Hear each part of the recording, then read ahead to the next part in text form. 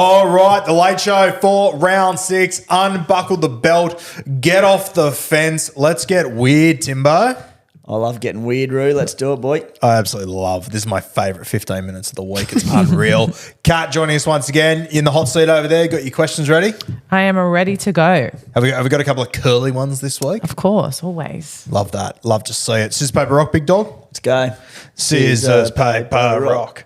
Scissors, paper, rock. Motherfucker. I'm just not good at it, am I? It's not your strong point. It's wild. Stick to rugby league. Should we just start with Timmy every week? We might as well, yeah. I might forfeit the kick each week. And you know what, mate? I know we normally send to the opposition, but I'm actually going to take it this week because I'm actually good at Supercoach and can handle the pressure, so I'm going to show it. Taking the new ball. I love to see it. Kick us off, Catmandu. Okay, question 1. This is from Lock Nickel 10. Lads, Supercoach PB has me in the top 1,200 first year playing. Thanks, guys. Wow. My question, Katoa or Olakuatu?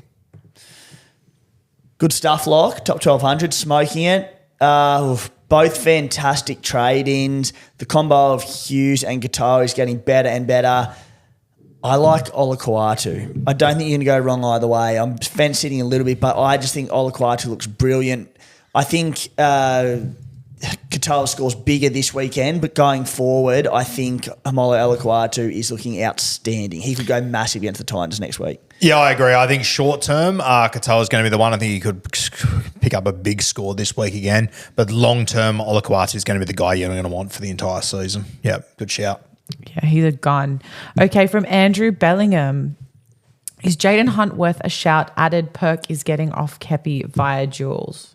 No, not for me. I don't like the Jaden Hunt move. I'm not looking at break-evens or anything. I'm just eyeballing, and I think Piakura will be back very soon. He'll go back to the bench. Even when he's getting a big minute roll on the edge and he's not scoring that many points, it's a hard pass from me. He's played like 65 and 70 minutes the first 2 weeks on the edge for scores of 31 and 32, all in base, granted, but just no. And like I know Jordan Ricky's out injured as well this week, but Piakura's back in the next few weeks. So, look, he might make a little bit of money, but pass. Not worth a trade, I don't think. Yeah. Okay, cool. That one was nice and efficient, boys. Yeah, love it. Very sharp. From Tally D22, are Hughes and SJ genuine options to pair with Cleary going forward, or is Nico a must-have? Yeah, good one throwing there. Talon Silva. I can only imagine that is riding in with his question. So for sure. Thanks, Talon. I not Hughes I don't like as much. Very good Supercoach halfback, but does tend to ebb and flow, have his highs and lows, bit of a roller coaster. I think Hughes can go massive against the Dogs. I think he can go 100 plus again this week, but I think it's a short-term play. We chatted on Beers and Breakevens about SJ. I like him as a play, not Hughes as much, except for this week. Yeah, Hughes is not the play. I agree. Could go big this week, but he's not the play long-term. He never has been. I've learned the hard way, believe me. SJ I can understand, but I feel much more confident going in with the two superstars with huge pedigree. Awesome. Okay. You're on death row. This one's from Toddy G. Good morning. You're on death row. What's your last meal of choice? I'll tell you what, Kat, you know what I'm going to say. You know what's growing on me rapidly. I think I do. A little bit of El Jana. Get me a bit of garlic sauce, a couple of pickles. You're on death row and you want the fast food version of Lebanese. Yeah, I don't mind. I don't have an issue with that. All right. Quick, sharp. I don't mind it. That I also think a really good steak would be hard to go past for me. Yeah, nice, mate. Look, I'm going to sound extremely Australian here, but I'm going with crumbed lamb cutlets. And I'm going potato bake, a nice bit of corn, a bit of some nice spices over the corn, get a little bit fancy. But yeah, look, it all just comes back to the crumbled lamb cutlets and let's dabble a bit of Diane sauce over it. I thought you were going to say Diane Arcee there. Bit of Diane Arcee over it. How good were the cutlets up at Redcliffe? Well, I'd want Diane Arcee to serve my lamb cutlets. Yeah, I'll back also, that. what a way to start it. Good morning. You're on death row, though. Yeah, pretty harsh. Well, I actually added the good morning. He just said you're on death row. Said, fuck you guys. Yeah, I just thought I'd make it a little bit easier to digest for you. That was good. What do we got next? All right. What do we have next? My phone has logged. 1 second. Okay. CNK as a pod. No. I just think, like, what a return on the weekend, as I mentioned, for all the reasons that I don't mind Shaun Johnson as a short-term player with 3 really good weeks coming up, particularly after the Manly game. He was terrific, but he just doesn't have the ceiling of Tom Trebojevic, potentially a goal-kicking Reece Walsh, Ryan Pappenhausen. There are so many great fullbacks in Supercoach. Last year we had Chance as dual CT dub fullback. We can't get him at CT dub this year. It means he goes up head-to-head against these fullbacks, and I don't think he's in the same Supercoach class as them. Yeah, not even to be considered, in my opinion. As Timmy said, just doesn't have that ceiling. Absolutely killed it on the weekend, was fantastic. Had 42 in base, and he only scored 88. Just not doing enough with the high ceiling guys you can get there. No. Okay, cool. From MBF89, is Lane to Crichton sideways?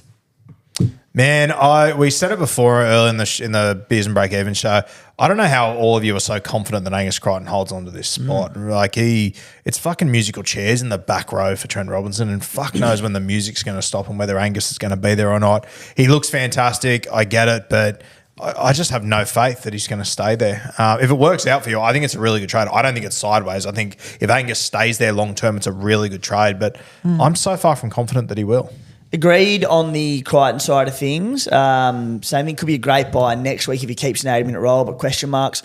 I'll expand on the Shaun Lane. I believe, Roo, you sold him a week or two ago, Shaun Lane? Or do you still have him? No, I think I still got him. Still got him.